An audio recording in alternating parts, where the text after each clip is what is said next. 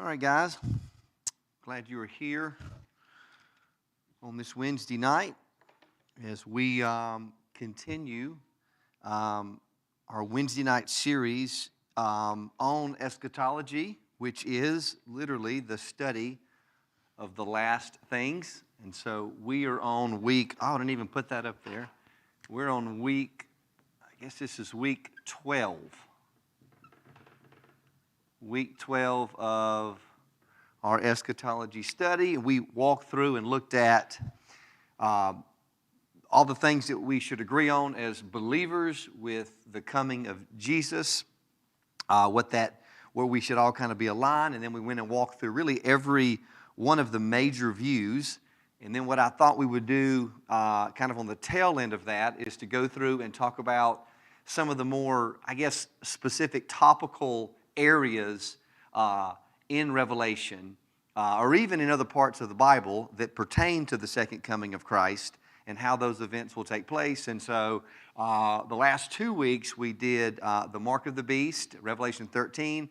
And so we, exhausted kind of all of those different views in the Mark of the Beast, specifically dealing with the sea beast and the land beast in Revelation 13. And so I had the number of the beast, 666, which is what we will cover tonight. I had that down to talk about last week, and we just kind of ran out of time, and I was like, I kind of wanted to get to it and discuss it, but I thought, man, we just need to kind of give it its own week. I don't know if this will be any shorter, because I added some stuff and wanted to kind of give it a little bit deeper dive.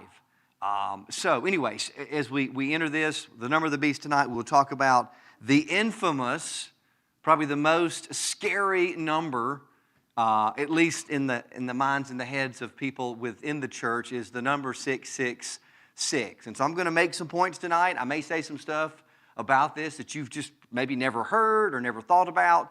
But for most of us, if we grew up in any type of traditional church, any type of just Bible-believing church, I would assume the number 666, like if it was mentioned or brought up, really in any context, we all could at least acknowledge from Revelation 13 and 14 that the mark of the beast, whatever it looks like, whether it's literal or more symbolic, actual mark or spiritual mark on someone's life, we all agreed that what? It's not good. The mark is no good. So however that applies or happens, it's no good. So recapping just a little bit, we walk through really each view. So we walk through the premillennial dispensational view of what they would see Revelation 13 as, the sea beast, the land beast, and the mark of the beast. And we looked at the next week the historical pre-mill view and what they would see it as. Now, those two views, both the historic pre-mill and the pre-mill dispensational, both of those views are going to see the sea beast, the land beast, and the mark of the beast all very literally. They're going to see it very literally. So most of the people that are in that camp, and I've told you I'm more in that Amil camp, Monday, Tuesday, Wednesday, Thursday, Friday, Saturday, most Sundays. Like that's just where I would land. They're going to see the two historic pre-mill and the premillennial dispensational view. Will see all of this pretty much as individual people. They'll see the sea beast as most of the time the Antichrist, and the land beast as the false prophet, and the mark of the beast is a very literal physical mark on the right hand or the forehead of an individual that takes that mark in worship of the beast. So that's how they see it, and they see those events really all future.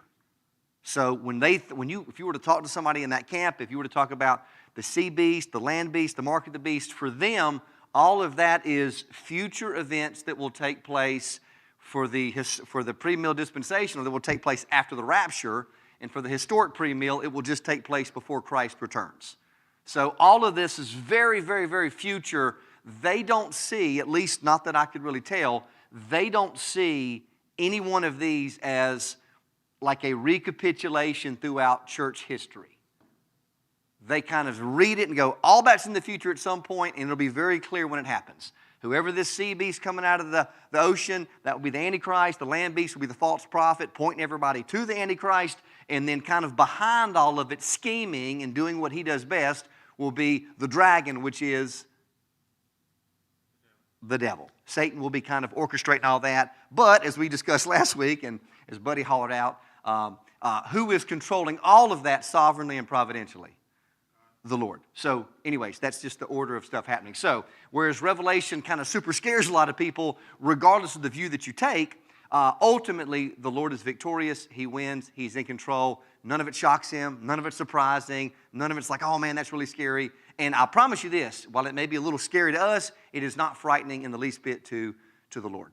So that's just kind of a disclaimer. So the pre-meal, any type of the historic pre-meal or dispensational view, see this as literal. And then when you get to, we talked about the post-millennial view. So in the post-meal view, the sea beast, the land beast, the mark of the beast, they see that all as Rome, all as Nero, or Nero Caesar. They see all of that happening pre-70 AD. So for them, all of this stuff has really already taken place. They see it as happening before the fall of the temple in Jerusalem in 70 AD. So all of that is seen in the past. So really you kind of have extreme views. You have the pre-meal views, which see it all happening at the very end when Christ returns or before he returns. And then the post-meals has all of it happening before AD 70, and then the church just kind of continues to get better, as you know, because we talked about that, and the whole world pretty much becomes Christian, their view. Now, the Amill view, which is the view that I would lean most hardest toward, sees the sea beast and the land beast and the mark of the beast. All of that is government reigning systems, false religions, false teachers, and all of this recapitulates itself continually, starting with Rome, and recapitulates itself continually until the Lord returns. So all of this is systems, philosophies, religions, things that are in opposition to the gospel. You'll see many antichrists. But I do believe, I will say this, I do believe that there will be a antichrist, the man of lawlessness that Paul references. So I do think there will be one at the very end, but I do believe what we're seeing is in Revelation an application directly to those churches who are receiving the letter. So it has application to them with Nero, with Rome, all of that, but it also has application to us today and throughout church history, that there will continually be these beasts that will come, that will point people in opposition to the gospel. And the mark of the beast, I would see, is not actual physical on the hand or on the forehead, but rather I would see that as more of the spiritual state of the person. If you have taken the mark of the beast, you have worshiped something other than Christ. And I even argued last week that when you think about the mark of the beast, and everybody's kind of looking for this physical mark that's going to happen, what's it going to be? I mean, people were afraid to take the COVID shot because they thought it was the mark of the beast. Kind of weird, but we could all say this. There are already people who reject Christ and worship things of the world. So in essence, they're already marked by this false religion, false prophets, false teachers, false organizations. Now, there again, with all that said, I just want to kind of recap this. With all of that said, I'm not saying that there couldn't be some recapitulation in truth to the fact that at some point, with some world leader, could there be some mark that would say, take the mark and worship me? Could that happen? I'm not even tossing that out the window. So here's the deal. We ain't taking no marks. We ain't taking no marks, and we're not worshiping anything other than Christ, right? So I think we can disagree on that. So I'm kind of like, it may be a good middle ground there, I'd like to say. And that's not necessarily because I'm indecisive. I'm just saying it because Revelation is a pretty tough book to unpack, and there's a lot of weight and heavy stuff there too. So all of that kind of recapped kind of brings us to the number of the beast. So we have the beast, right, in the sea, on the land, and then we have this number of the beast that is going to be mentioned for us in Revelation 13. Now, it's referenced again in chapter 14, but the number's not mentioned. It just talks about taking the mark, but kind of this is probably the most scariest number in the world. We talked about that last week, how people kind of run from that. Nobody wants their address to be 666. Charlotte Drive, right? Nobody wants that. They're like, well, can we just get 667? Something else. We don't want that number. So I get that this is a scary number, but let's unpack it and let's see if we can draw some more stuff out of this. So Revelation 13, we'll start in verse 11. We'll do 11 through 18. This is the ending part of Revelation 13, the last section where we have this number mentioned, 666. So then it says this, then I saw another beast rising out of the earth. It had 2 horns like a lamb, and it spoke like a dragon. It exercises all authority of the first beast in its presence and makes the earth and its inhabitants worship the first beast whose mortal wound was healed. It performs great signs, even making fire come down from heaven to earth in front of people. And by the signs that it is allowed to work in the presence of the beast, it deceives those who dwell on the earth, telling them to make an image for the beast that was wounded by the sword, yet lived. And it was allowed to give breath to the image of the beast, so that the image of the beast might even speak and might even cause those who would not worship the image of the beast to be slain. Also, it causes all, both small and great, both rich and poor, both free and slave, to be marked on the right hand or the forehead. So there's the mark, right? There's the actual placement of this mark, hand and head, so that no one can buy or sell unless he has the mark, that is, the name of the beast or the number of its name. This calls for wisdom. So we have a little bit more information about the mark. It says, can't buy, can't sell, can't do that stuff too. That was happening in Rome at the time. Under Nero Caesar. So just wanted to reference that.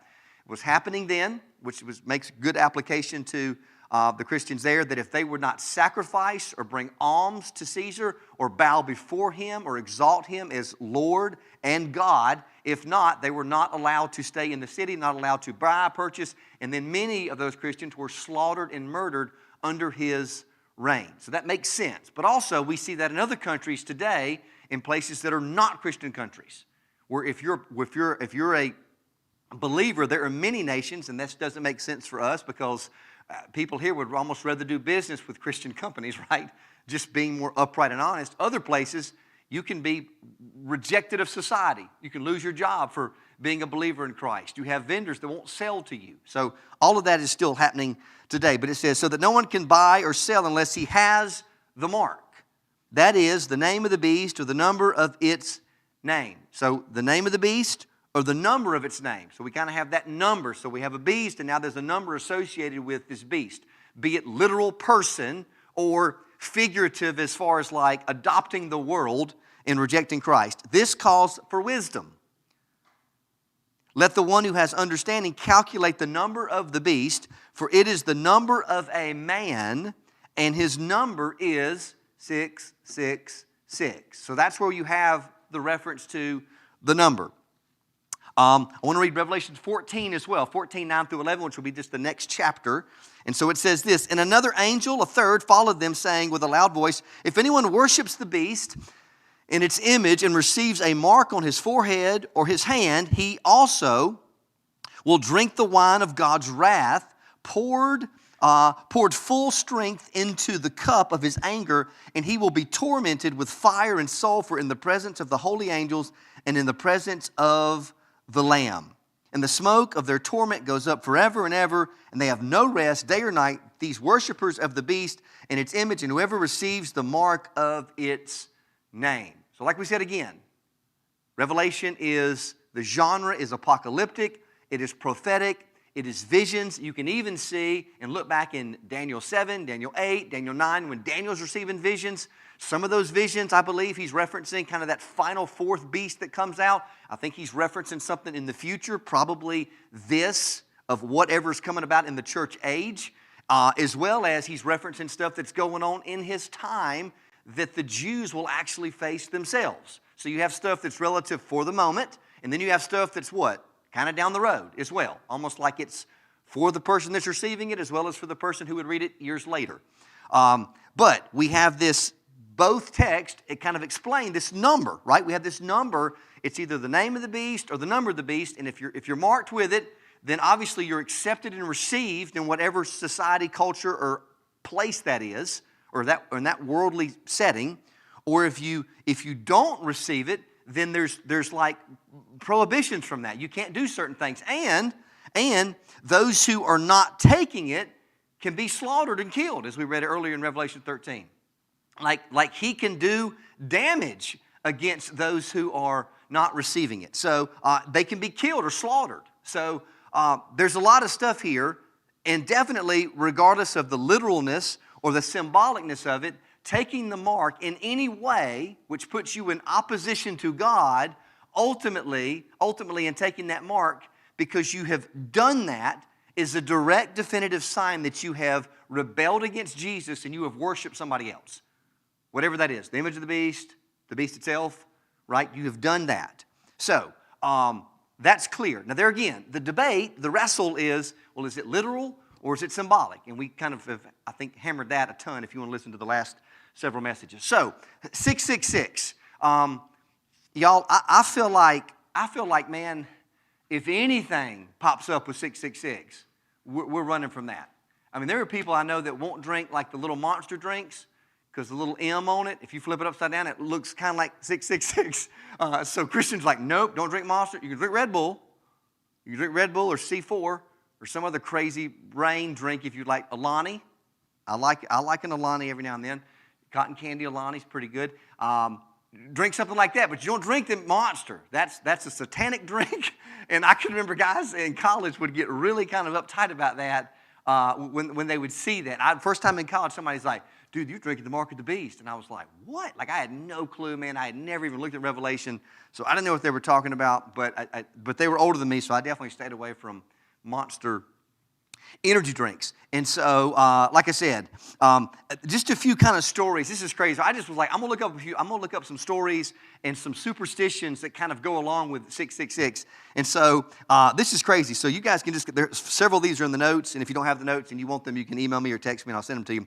But in 1989, Nancy and Ronald Reagan, when they moved to their home in the Bel Air section of L.A., after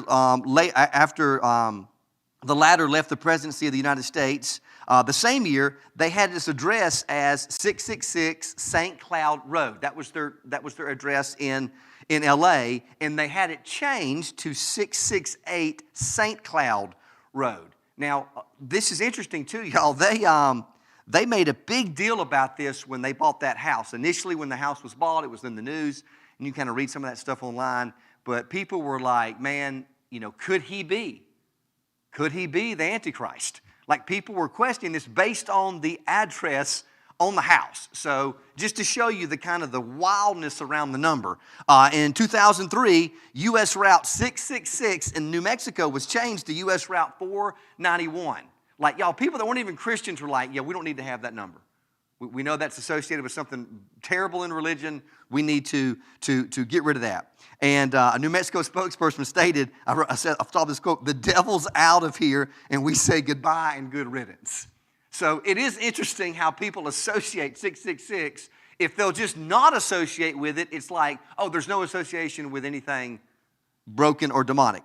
There are a ton of women who were super upset that expressed concern about giving birth on June 6, 2006, 6606.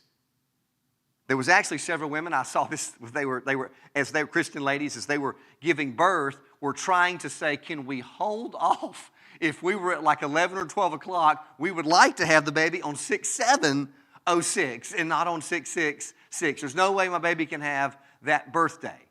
So the point is this, is that there's so much superstition, so much worry around the number. February 2013, a man quit his job over satanic 666 on his W-2 form. Number's on there. He doesn't want to do it. He says, if you accept that number, you'll sell your soul to the devil. Kind of crazy, right?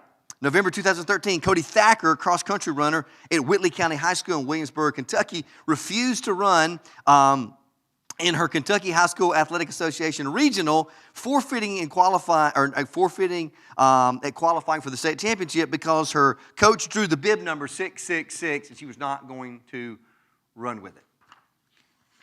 You guys think that's crazy? Do you just go ahead and run the race? You run the race? Yeah. I think you do. 2015, U.S. Representative Joe Barton had the number of legislative bill he introduced changed from 666 to 702 because the original bill number carried many different negative connotations, according to the spokesperson. We can't have that, right? 2017, church leaders in Papua New Guinea were concerned by newspaper reports that the governor general had been requested to sign 666 writs for an upcoming election.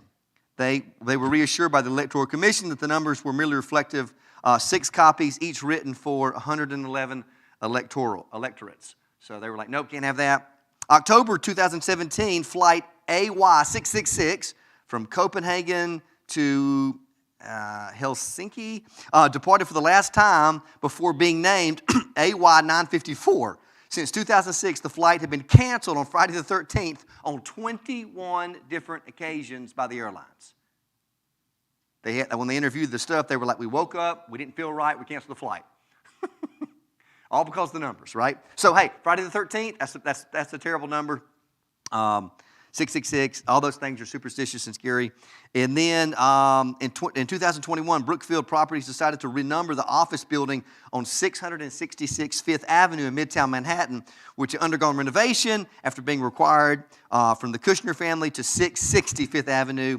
And then when completed in 1957, the skyscraper had featured a red neon display of the number 666 at the top, which could be seen from various locations in the city. In 2023, a Polish bus operator decided to renumber line 666, which runs to Hell, Poland, to a town in Hell, Pennsylvania, to 669. Y'all, there are buildings throughout the U.S., and this I've seen this in Vegas as well, where they do not have a 13th floor. They will not have a 13th floor. So I say all this to just say, we are full of superstitions with numbers and stuff too. That kind of just flows throughout like American history. And when you have this number associated with anything, it's like, nope, not going to have that. And so I was telling the story maybe a few weeks ago, if some of you weren't here.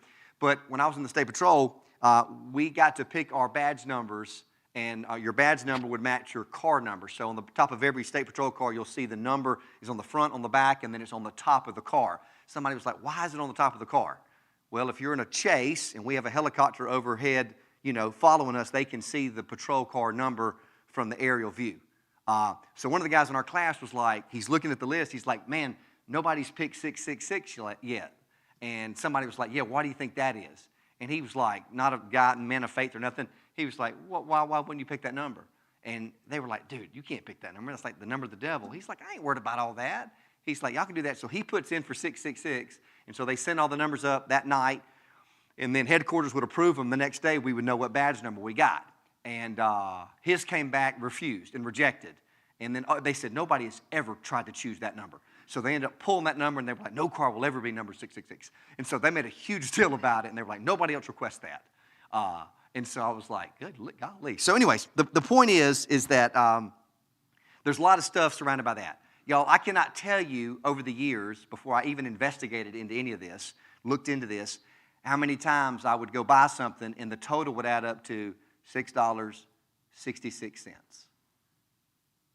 You better believe I'm grabbing some chapstick or a pack of gum. We can't make it, that cannot be the total. And I would say that happens a lot when you go out to eat, but nothing's going to be $6.66 anymore. So, but when it used to be, I was like, just throw another thing of hash browns on there. I'm pretty positive the Chick-fil-A lady just literally would give, this happened one time in Griffin. I know that came up that, and she was like, She's like, I'm going to give you 5% off of this just so that it wouldn't equal that number. She wouldn't even want to punch it in her little thing on the cash register. So a lot of stuff behind that. There again, I don't think we need to be scared or petrified of the number just to be petrified or scared of the number. So Revelation 13:18 says this calls for wisdom. Let the one who has understanding calculate the number of the beast, for it is the number of man, and his number is 666. So anytime you see something like this, and we will kind of discuss why I believe or why we kind of think that 666 is even the number that's in there. But I was thinking, where else in the Bible is that number? If you see something, you go, that's profound. That sounds crazy. What does that mean? Let's look at other places and go, where does that come up in Scripture in other places? So that's kind of what is always helpful to do. When we talk about the millennial reign of Christ in Revelation 20, which is the huge deal, really Revelation 20, that text is kind of where you land on any view you land on. You have to do something with Revelation 20? Is it a literal millennial reign? Is it figurative? Is it going on in the future? Is it going on right now? All of those play into that. So, so when you look up millennial throughout the Bible and you're trying to find that, you just don't have that word used anywhere else. And so you have to do something. But we do have the number 666 in other places in Scripture. And I just want to read those for you. The sons of Adonikim were 666. That's in Ezra 2:13. And it kind of like gives a list of the sons and their number in Ezra, which I don't think at all has anything to do with any kind of weird superstition or anything pointing to this in Revelation. We also have 1 Kings 10:14. Now the weight of gold that came to Solomon in 1 year was 666 talents of gold. That's in 1 Kings 10:14. I don't think that necessarily has anything to do with the number 666 in the book of Revelation. And then 2 Chronicles 9:13. Now the weight of the gold that came to Solomon in 1 year was 666 talents of gold. Now you see that's the exact same phrasing. Just for kind of a side note, just so you kind of, I guess, know this for help. 1 and 2 Kings were written, and then you can see the little excerpt down there, were written during the Babylonian exile, 1550 to 560 BC, to explain why the exile happened. So there was disobedience. That's why this happens. 1 and 2 Chronicles were written after the exile to provide hope and encouragement for God's people. And so roughly 50%, if you didn't know this, 50% of the writings in Chronicles appear in other biblical texts. So it's just chronicling all of these things that happen. So about 50% of other texts in the Bible are right there. Or 50% of the writings in Chronicles are from other places. 1 Kings provides a detailed account of the divided kingdom and their disobedience. And 1 and 2 Chronicles acts as a priestly, hopeful retelling of the same event, focusing on the lineage and spiritual legacy, specifically of David. So just that's why those texts kind of are exactly the same. So really, to be honest, if you said, okay, well, 666 is in Revelation 13, kind of the best thing to do is be like, well, is it anywhere else? Does Daniel mention it? Does Ezekiel mention it? Does Isaiah mention it, right? And so none of these other places mention this specifically. So the number of man. So 6 in the Bible is often associated with the number of man, whereas 7 associated with the number kind of acknowledging God or completion. So Genesis 1:26, it says, then God said, let us make man in our image and after our likeness. And that happens on the 6th day. Man is made, created. His Genesis is on day 6 of creation. And then on day 7, God rests. So you have 6 is the number almost of incompletion, right? There's 7 days in a week. God creates and then he rests on the 7th day. So there's a little bit of kind of difference between 6 and 7. 7 being complete and whole, and 6 being the number of man, which would be, if you're really thinking about this from a prophetic, apocalyptic, symbolic meaning, 6 would be incomplete. Like the incomplete number being 6. So when we kind of look over here, 666 almost is the fullest incomplete number that you can have given. So, Genesis 2:1-3, thus the heavens and the earth were finished and all the host of them. And on the 7th day, God finished his work that he had done, and he rested on the 7th day from all of his work that he had done. So God blessed the 7th day. God blesses the 7th day and made it holy because on it God rested from all of his work that he had done in creation. So 7 is completion, 7 is rest, 7 is good, 7 is whole. Whereas 6 is incomplete, not whole. And so I think that does correlate to 666 when you think about this number of the beast. And so the Bible, the number 7 symbolizes spiritual perfection. And so we have the number 7 up here, just a few little notes for this. 7 is the number of completion, perfectness, divine fullness. And so we have the number 7 appearing over 700 times in the Scriptures, often signifying God's work. So I just wanted to kind of note this, even a few things in Revelation. You have complete and full judgment with the 7 seals, the 7 trumpets, the 7 plagues. So that's very I don't think that's, when we read Revelation, because it is full of symbols and full of numbers, I think you have to look at that and go, what does that mean? Because kind of the more literal approach is going, there's going to be actually 7 seals and actually 7 trumpets, like 1, 2, 3, 4, 5, 6, 7, and actually 7 plagues. And there again, there may be some of that too. I'm just saying my understanding of reading it in an apocalyptic way is the reason you have these numbers is to form numbers of completion. It is the book of Revelation is written to what? The 7 what? Churches. So it's this complete number. Not that there weren't more churches that did read that, but he's using that as a broader context for completion. Joshua marched around the walls of Jericho for 7 days, right? March around 7 days, falls. Jesus uses, in one of the texts in Matthew's Gospel, 7 loaves that Jesus used to feed the 4,000, right? So kind of a number of completion. Didn't necessarily have to be 7 loaves, but it was in that text. And then when Noah was on the ark, he was asked to get 7 pairs of clean animals, and so those animals would be sacrificed. So I say this saying, and this is just a few examples, that the number 7 is often kind of given, and sometimes it's just kind of thrown out there like the number 7, but I think it does have a deeper, heavier, weightier meaning, if you will. You never have 6 as a number of completion. Get 66 of these. Jesus says what? Forgive 7 times 70.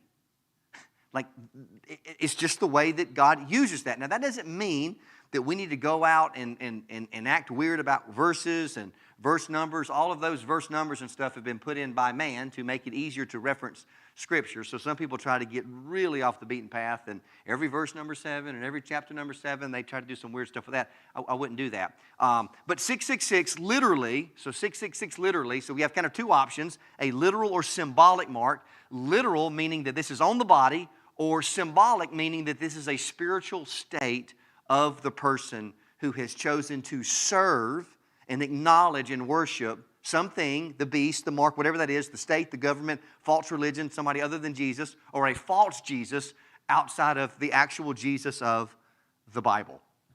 So, I want to point this out too, kind of as our last little section. 666, and I'm going to try to get this right. Josh may be able to kind of help me out a little bit, but this was a little complicated when I was reading it, because I didn't really know how to kind of unpack it, and there weren't a lot of guys that wrote real clearly on this.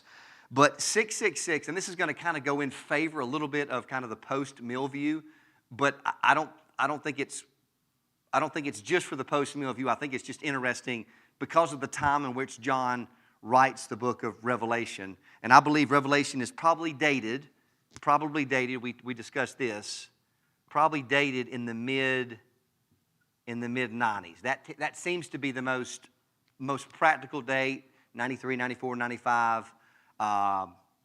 So that seems to be the most practical date, though the post-millennium person would say, no, it's dated prior to the fall of Jerusalem, because all of this stuff is happening, or at least a majority of it's happening prior to that. But 666 is equal to Nero Caesar. And I'm going to kind of explain that. So Nero's nickname was the Beast. You have extra-biblical writers that wrote about the history of Nero Caesar, and he was called the Beast, not just by believers, but by other people too that knew of his reign and power and ruthlessness for control. So it is interesting that you have the beast written about in Revelation, and yet his name just kind of so happened to be nicknamed as the beast. And so some scholars have stated, and I don't know if I'd ever really heard this before the last couple of months, but some scholars have stated that the numeric value of Neron Caesar, Neron, the value of Neron Caesar in Hebrew, and you can kind of see the Hebrew writing right there, is exactly, if you were to add up all of the numbers, because I guess, Josh, and you could even help me out with this too, I know I'm on the fly, but in Hebrew, they would give a numeric value, to Hebrew letters. Is that right, Josh? What is that called? Okay.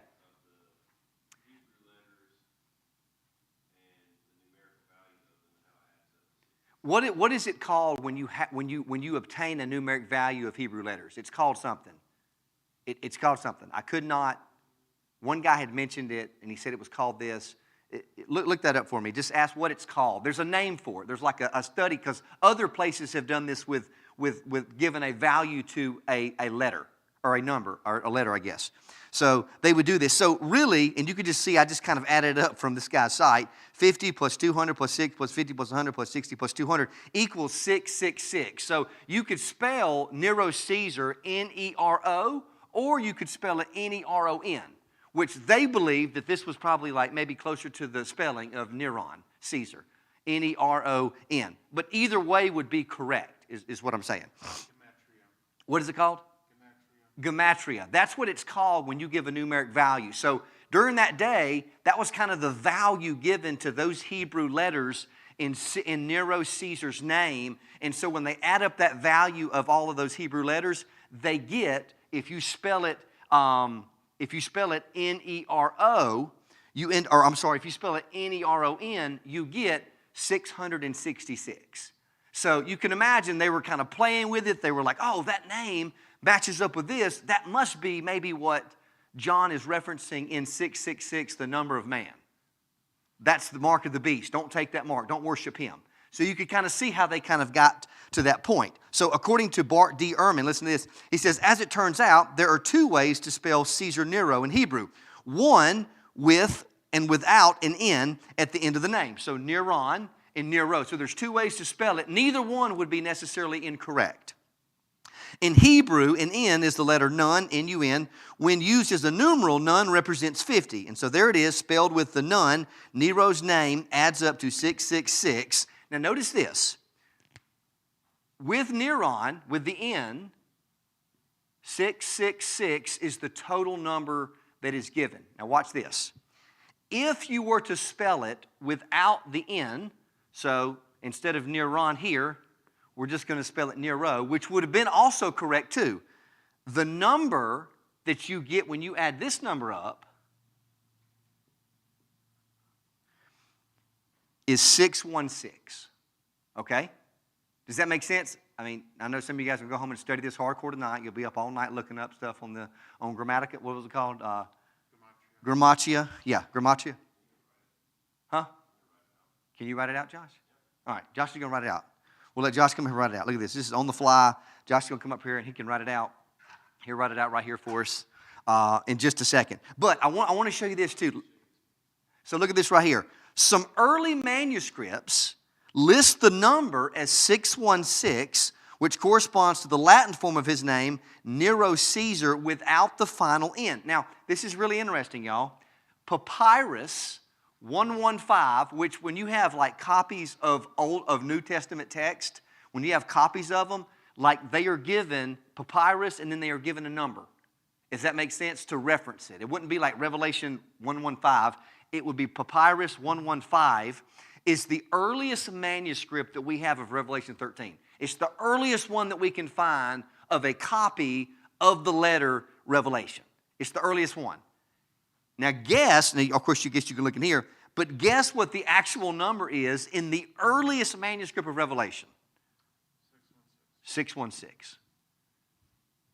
So it's interesting that 666 stuck at some point and they just used it, but the earliest manuscript that we have of Revelation 13, Papyrus 115, actually when you look at it, the number is not 666, it is 616. Interesting enough though, right? Either way you spell Nero's name, Neron or Nero Caesar, you get one of the two numbers. It is interesting, right? Just interesting, like I said. Not saying it's necessarily specifically talking about that, but I do think that I had never really heard that before. And most people, when you even start to talk about it, they go, I don't want to hear all that. It's 666 and we're not drinking, monsters. Like, I get it. So, but the point is, it is very interesting that the earliest manuscript that we have on Revelation 13 doesn't even have 666 in it. It's 616. So interesting enough, right? So maybe $6.16 is you don't want to get that change back either. So either one. We're not living at 616 or 666. So just interesting too. There's been a lot of study done on that, and guys, I think, are starting to kind of talk about that a little bit more. But anyways, so either way though, it doesn't necessarily change the idea of the mark of the beast, right? Whatever that number is, whatever that kind of symbolizes, it doesn't really change that necessarily. But it does at least show us that maybe this is not something to be so whatever about, if that makes sense. Even when there's a little bit of a debate about what number was even there, and then how we kind of got to 666. And I'll do a little bit more research on that too, to kind of go, well, what was the jump to this?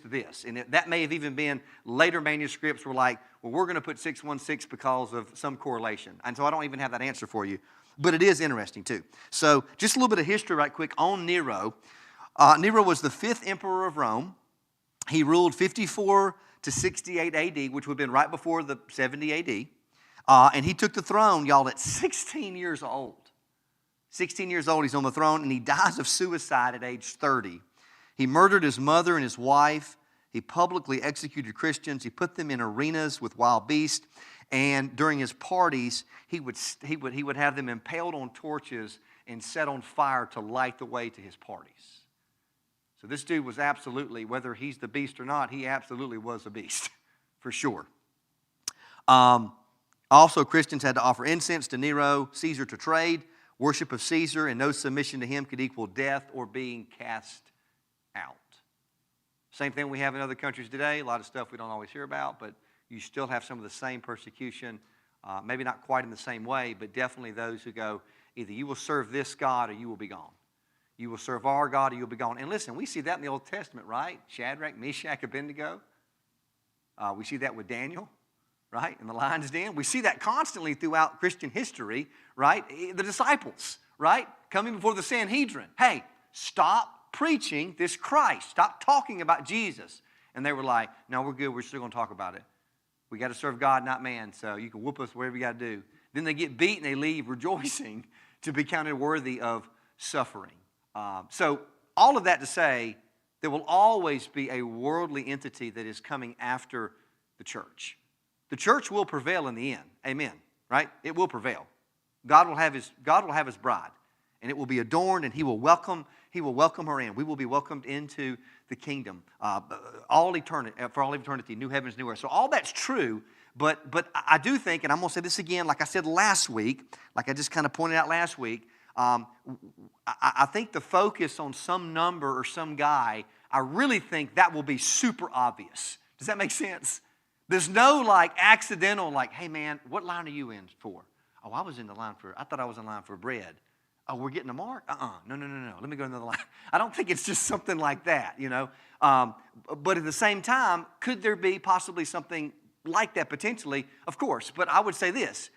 Understand that like your spiritual battle to put sin to death and to put Christ as head of your home, head of your life, is the primary priority to lead your kids toward Jesus, to lead your family toward Jesus, to serve faithfully in the church, and to endure faithfully to the very end. That is what our focus needs to be. Because I believe, honestly, if it is some mark or something like that, that will be super clear and obvious, okay? We're worried about getting the wrong number changed back or the total being weird. We're sure as heck not taking some tattoo or mark on our arm if it's to go worship something. And look, this does not seem at all like, hey man, Bob accidentally got the mark. He didn't even think about it. It's just on his forehead. You see it? Like, this is literally the crowd who takes the mark is chanting, who can defeat the beast? Who could conquer the beast? Nobody can. Forget God. The beast is what we want. This person is what we want. This false person is what we want. So I don't think it'll be any accident, even if for some reason we get to this, and it could be. But if it is literal, we'd be like, no, absolutely not. The church would be heralding intensely. No, the sirens would be going off. No, we cannot do that. So I just want to point this out too, just to kind of wrap this up. The sea beast, anti-Christian government and power states throughout history, Rome, later empires, and any state or authority opposing Christ. That's what I would see the sea beast as. I want you to do your own investigation, though, into this. Earth beast would be seen as false religions, antichrist propaganda of all forms, false teachers, and false belief systems. And then the mark of the beast would be a symbol of allegiance to the world, to false religion, to any type of antichrist, or worship of anything other than Jesus. Loyalty to the world's systems you will not be seen in the kingdom of God. So I think all of that is pretty clear. There again, I do see almost a recapitulation of this stuff happening throughout the church age, from the time of the resurrection of Christ until the time of the return of Christ. We will always be battling that. And I would say this, there are already people, I believe, that have already taken the mark, symbolically what? In the worship of something other than Christ.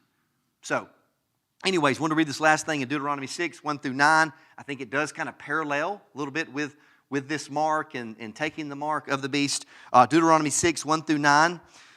This is Moses as he is engaging with the people. It says, "Now this is the commandment, the statutes, and the rules that the Lord your God commanded me to teach you, that you may do them in the land to which you are going over to possess it, that you may fear the Lord your God, you and your sons and your sons' sons, by keeping all of his statutes and his commandments, which I command you all the days of your life, and that your days may be long. Hear therefore, O Israel, and be careful to do them, that it may go well with you, and that you may multiply greatly, as the Lord, the God of your fathers, has promised you, in a land flowing with milk and honey." So notice this, there is a promise to God's people when they keep God's commands and they keep him a priority in every and all things that they do.